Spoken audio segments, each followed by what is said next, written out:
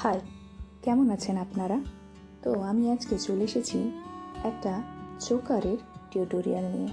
তো এটা বানানোর জন্য আমার যেই জিনিসগুলো লাগছে সেটা হলো একটা কাপড়, একটা কার্ডবোর্ড, আঠা, কিছু ঘুঙরু বিটস, জাম্প রিং, টার্সেল আর কটন বল।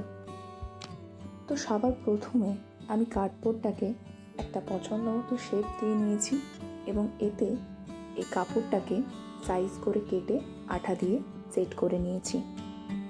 তারপর এতে আমি একটা অক্সিডাইজডের বেস খুব ভালোভাবে লাগিয়ে নিয়েছি এবং এর চারপাশটা আমি কালো রঙের একটা লেস দিয়ে কভার করে নিয়েছি।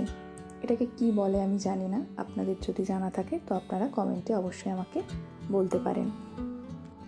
তারপর আমি কিছু ঘুঙরু বল আর জাম্পিং নিয়েছি এবং সেটা একটা প্লাসের সাহায্যে একে একে সেট করে নিয়েছি, এগুলো ভেতরে লাগিয়ে নিয়েছি এবং সবার শেষে আমি টার্সেলটার মধ্যে কটন বল ঢুকিয়ে এটাকে এই হাড়ের দু সাইডে ভালো করে অ্যাটাচ করে নিয়েছি।